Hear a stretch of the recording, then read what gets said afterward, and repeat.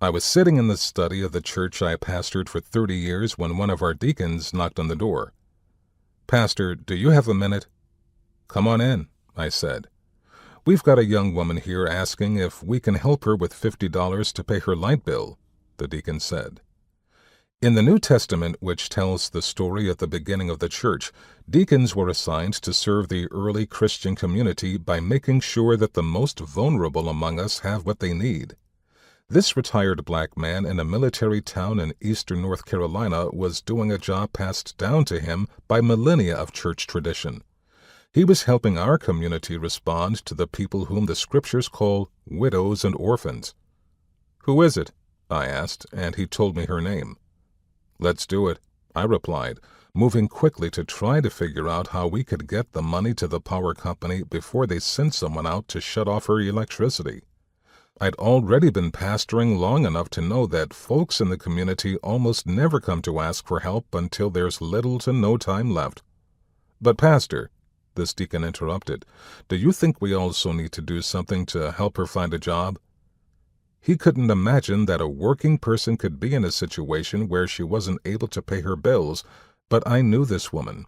She worked 2 jobs and still barely made enough to keep a roof over her head. An unexpected flat tire on her old hand-me-down car was an emergency. A new set of 4 tires was an unimaginable expense. This deacon was a good man with a good heart, but I realized that day in my study that he couldn't see the poor people that the church had asked him to serve.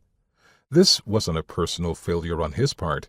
It was, instead, a result of the shared myths that shape how most Americans think about poverty. As a pastor, I recognized that our church could not do the job we were called to do without learning to see the people who were hidden from us by forces we did not understand. What was true for our community is also true for America. We are, as a people, unable to address the crisis of poverty because we do not see it. The older I get, the more I'm troubled in my spirit by this basic fact about the nation that I love. We are constantly distracted from a problem we could fix by lies that are layered, one on top of the other. I've chosen to confront white poverty for the same reason I challenged that deacon and the congregation I pastored. Because when we face the crisis of poverty in America, I know we can work together to end it. Seeing poverty for what it is, though, requires a radical reorientation of our vision. In the biblical tradition that has shaped my imagination, prophets play the role of calling the nation to pay attention to the people they have learned not to see.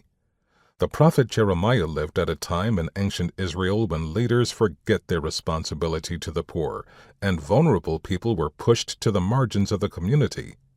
"From the least to the greatest," Jeremiah declared, "all are greedy for gain, prophets and priests alike, all practice deceit."